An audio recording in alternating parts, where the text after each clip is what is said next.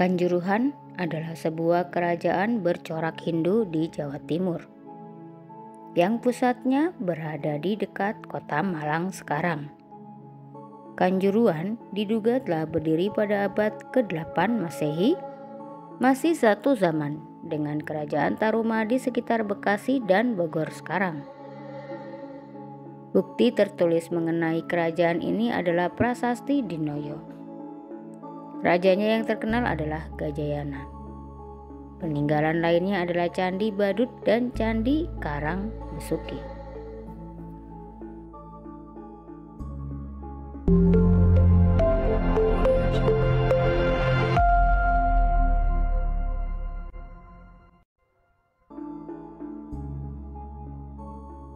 Assalamualaikum warahmatullahi wabarakatuh. Terima kasih sudah klik kembali video ini. Selamat datang di channel Cerita Wulan. Di malam hari ini, aku akan menceritakan tentang sejarah sebuah kerajaan yang namanya cukup besar di daerah Jawa Timur. Dan kerajaan ini merupakan cikal bakal dari kota Malang sekarang. Apakah nama kerajaannya dan bagaimana sejarahnya? Ikuti terus Cerita Wulan sampai selesai. Tapi sebelum aku melanjutkan ceritaku, jangan lupa untuk tetap dukung terus channel ini ya, dengan cara subscribe, like, dan nyalakan notifikasi loncengnya, supaya kamu gak ketinggalan cerita-cerita dari Cerita Wulan. Terima kasih. Inilah dia sejarah kerajaan Kanjuruhan.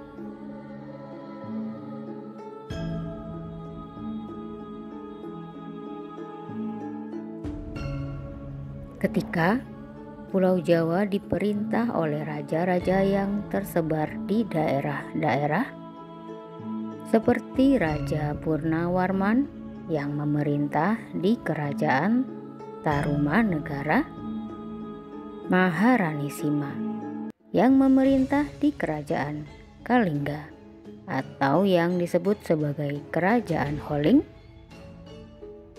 Raja Sanjaya memerintah di Kerajaan Mataram kuno. Di Jawa Timur terdapat pula sebuah kerajaan yang aman dan makmur. Kerajaan itu berada di daerah Malang sekarang, di antara Sungai Berantas dan Sungai Metro, di dataran yang sekarang bernama Dinoyo, Merjosari, Logomas, dan Ketawang Gede di Kecamatan Lowokwaro, Malang. Kerajaan itu bernama Kanjuruhan. Kerajaan Kanjuruhan berada dan berdiri di lembah antara Sungai Berantas dan Kali Metro, di lereng sebelah timur Gunung Kawi, yang jauh dari jalur perdagangan pantai dan laut. Kanjuruhan yang terletak di pedalaman Pulau Jawa terkenal sebagai daerah agraris.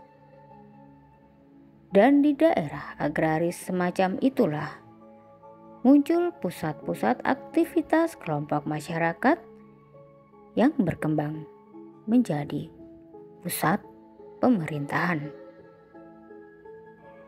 Sejak awal abad Masehi, agama Hindu dan Buddha yang menyebar di seluruh kepulauan Indonesia bagian barat dan tengah pada sekitar abad ke-6 dan 8 Masehi, menyebar sampai di daerah pedalaman Jawa bagian timur, dan mendapati bukti-bukti tertua tentang adanya aktivitas pemerintahan kerajaan yang bercorak Hindu di Jawa bagian timur, khususnya di wilayah Malang. Bukti itu adalah Prasasti Dinoyo yang berangka tahun Saka 682 atau sekitar tahun 760 Masehi.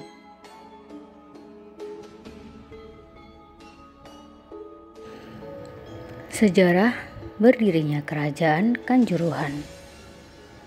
Para ahli menduga bahwa Kerajaan Kanjuruhan erat hubungannya dengan Kerajaan Kalingga atau Holling yang ada di Jawa Tengah. Menurut berita dari Tiongkok, sekitar tahun 742 hingga 755 Masehi, Raja Qian yang saat itu bertugas memindahkan ibu kota Holling ke Jawa Timur. Munculnya Kerajaan Kanjuruhan diketahui dari prasasti Dinoyo yang berangka tahun 760 Masehi. Prasasti ini bertuliskan huruf Kawi dengan bahasa Sanskerta. Di dalam prasasti Dinoyo diceritakan bahwa Kerajaan Kanjuruhan diperintah oleh Raja Dewasimha. Setelah meninggal, ia kemudian digantikan oleh putranya Linwa yang kemudian dikenal sebagai Gajayana. Gajayana sendiri memiliki putri bernama Utajana yang menikah dengan Janania.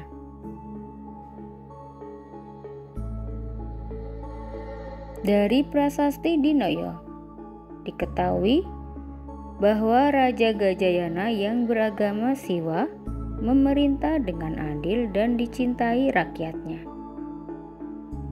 Di bawah kekuasaannya, Kerajaan Kanjuruhan mencapai puncak keemasannya. Kerajaan Kanjuruhan mengalami perkembangan pesat dalam bidang pemerintahan, sosial, ekonomi, ataupun seni budaya.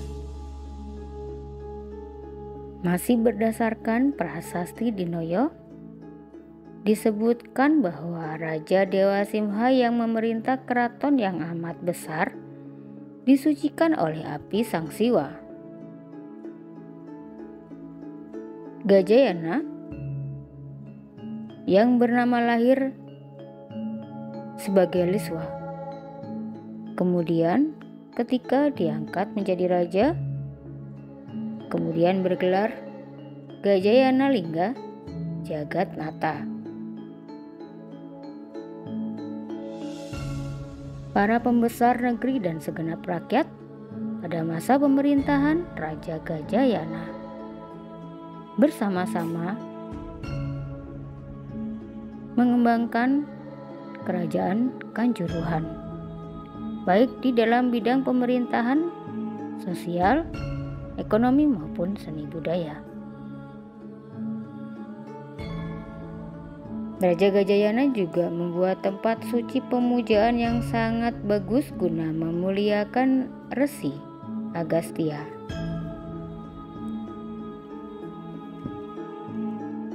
Sang raja kemudian memerintahkan membuat arca Sang Resi Agastya dari batu hitam yang sangat elok sebagai pengganti arca Resi Agastya yang sebelumnya dibuat dari kayu oleh nenek Raja Gajayana.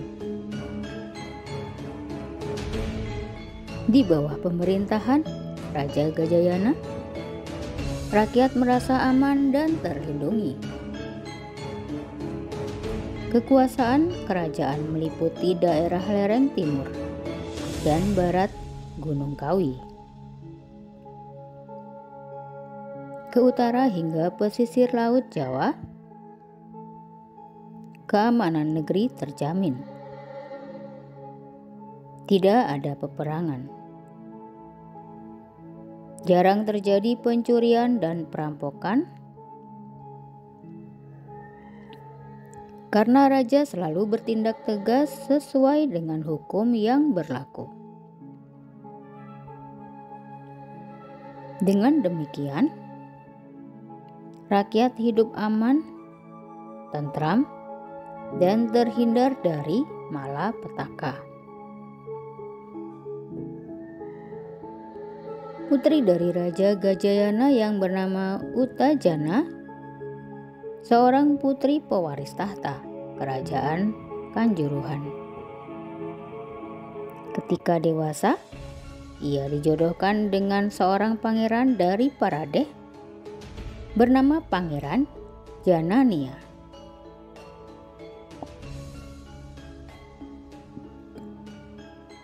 Pangeran Janania bersama Permaisuri Utejana memerintah kerajaan Kanjuruhan ketika sang Raja Gajayana telah mangkat.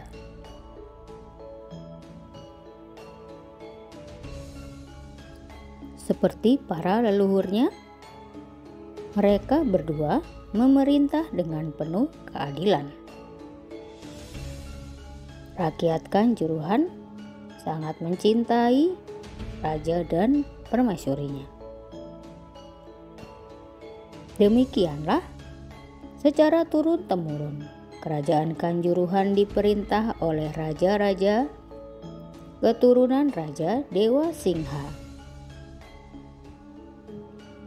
Semua raja itu terkenal akan kebijaksanaannya, keadilan, serta kemurahan hatinya.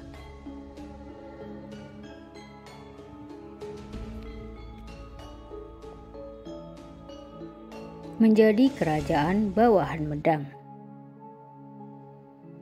Pada sekitar tahun 847 Masehi,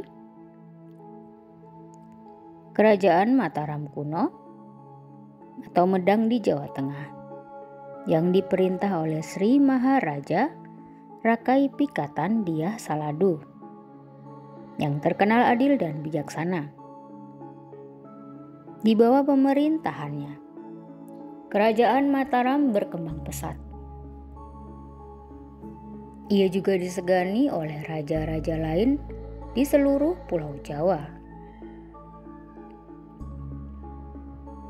Keinginan untuk memperluas wilayah kerajaan Mataram kuno selalu terlaksana, baik sebagai daerah penaklukan maupun sebagai persahabatan.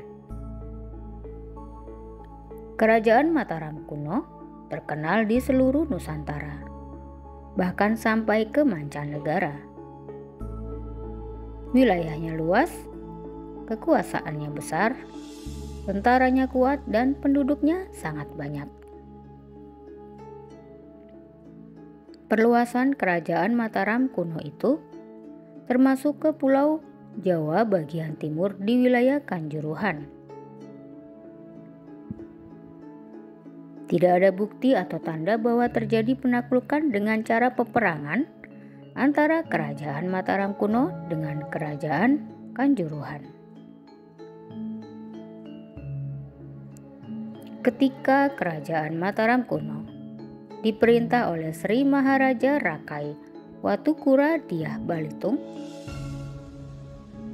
Raja Kanjuruhan menyumbangkan sebuah bangunan candi perwara atau pengiring di komplek Candi Prambanan yang dibangun oleh Sri Maharaja Rakai Pikatan tahun 856 Masehi. Dulu bernama Siwagreha. Candi pengiring atau perwara itu ditempatkan pada deretan sebelah timur, tepatnya di sudut tenggara. Kegiatan pembangunan semacam itu merupakan suatu kebiasaan bagi raja-raja daerah kepada pemerintahan kerajaan pusat. Maksudnya, agar hubungan kerajaan pusat dan kerajaan di daerah selalu terjalin dan bertambah erat. Kerajaan Kanjuruhan saat itu praktis di bawah kekuasaan atau di bawah hegemoni kerajaan Mataram kuno. Namun demikian, kerajaan Kanjuruhan tetap memerintah di daerahnya. hanya setiap tahun harus melapor ke pemerintah pusat. Di dalam struktur pemerintahan Kerajaan Mataram kuno zaman Dyah Balitung, Raja Kanjuruhan lebih dikenal dengan sebutan Rakrian Kanuruhan, yang berarti penguasa daerah Kanuruhan. Kanuruhan sendiri adalah perubahan bunyi dari Kanjuruhan. Karena sebagai raja daerah, maka kekuasaan seorang raja daerah tidak seluas ketika menjadi kerajaan yang berdiri sendiri, seperti ketika didirikan oleh leluhurnya dahulu. Kekuasaan raja daerah di Kanuruhan yang dapat diketahui waktu itu adalah daerah di lereng timur Gunung Kawi.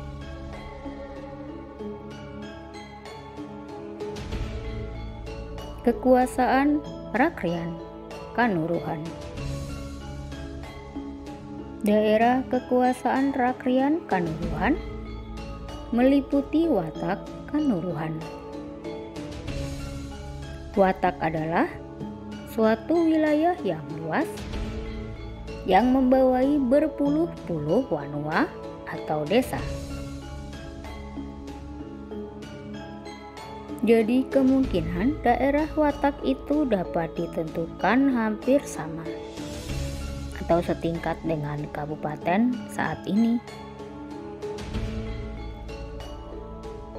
Dengan demikian, Watak Kanuruhan membawahi wanua-wanua atau desa-desa yang terhampar seluas lereng sebelah timur Gunung Kawi sampai lereng barat Pegunungan Tengger, Semeru, ke selatan hingga pantai selatan Pulau Jawa.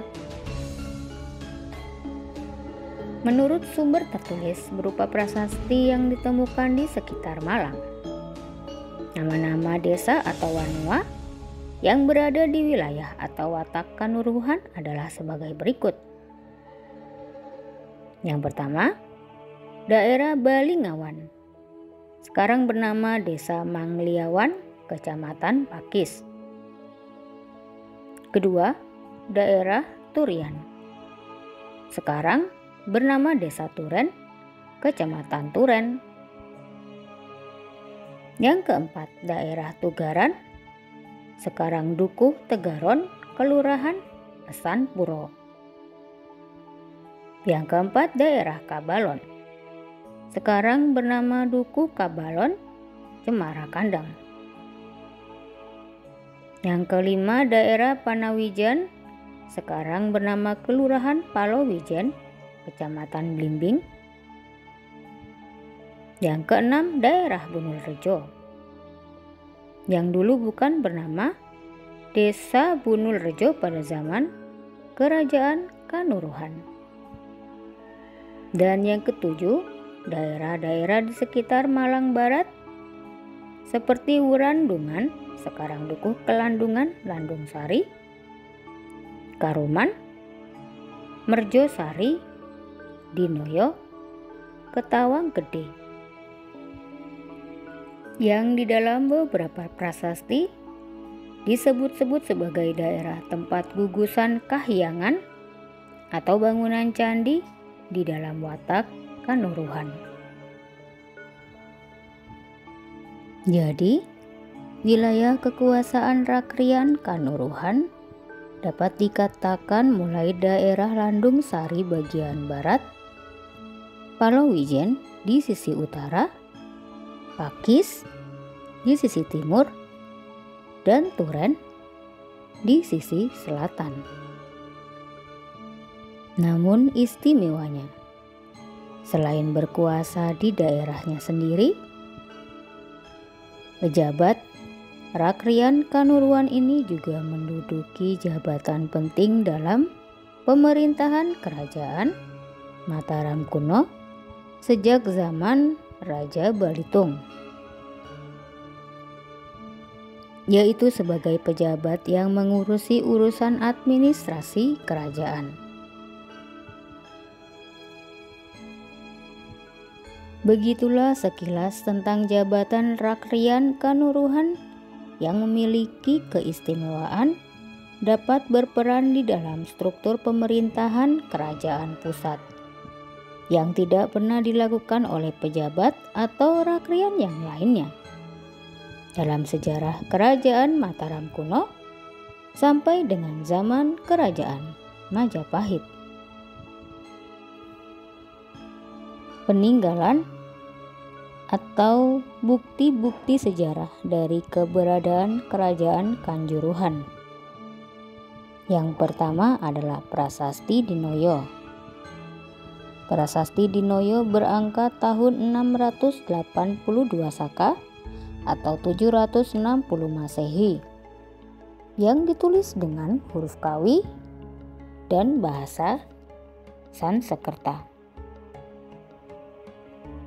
Dalam Prasasti Dinoyo yang ditemukan di Desa Merjosari Malang, dijelaskan bahwa pusat kerajaan Kanjuruhan adalah di daerah Dinoyo. Selain itu pula, pada prasasti tersebut diceritakan silsilah raja di Kanjuruhan, mulai dari raja yang bernama Dewa Simha hingga keturunan yang paling terakhir. Prasasti Dinoyo sekarang berada di Museum Nasional Jakarta, menjadi salah satu benda cagar budaya yang tersimpan dengan sangat rapi. Yang kedua, Candi Badut. Dikenal sebagai Candi Liswa ini berlokasi di Desa Karangbesuki, Kecamatan Dau, Kabupaten Malang, Jawa Timur. Candi ini ditemukan oleh pakar arkeolog di tahun 1923, diduga merupakan candi tertua di Jawa Timur. Sebagian ahli purbakala berpendapat bahwa Candi Badut dibangun atas perintah Raja Gajayana dari kerajaan Kanjuruhan.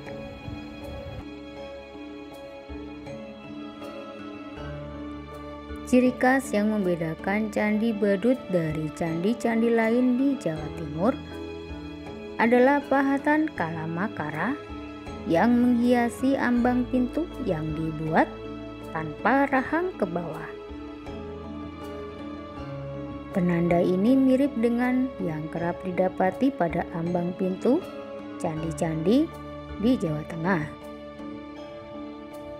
Bentuk tubuh Candi Badut pun lebih mirip dengan candi-candi di Jawa Tengah, seperti Candi Dieng dalam hal bentuk serta relief yang simetris.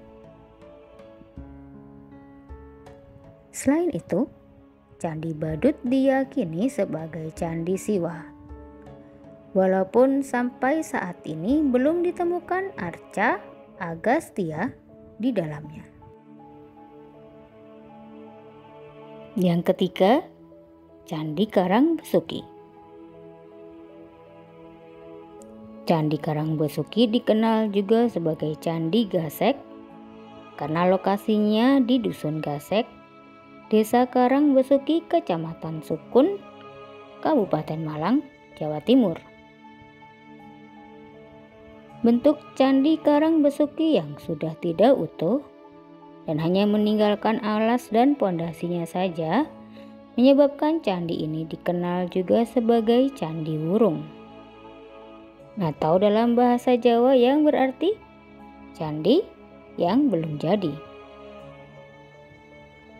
Berdasarkan penelitian yang cermat, dapat ditelusuri bahwa reruntuhan Candi Karangbesuki merupakan tempat asal arca Agastya yang kini berada di Museum Empu Purwo, Kota Malang.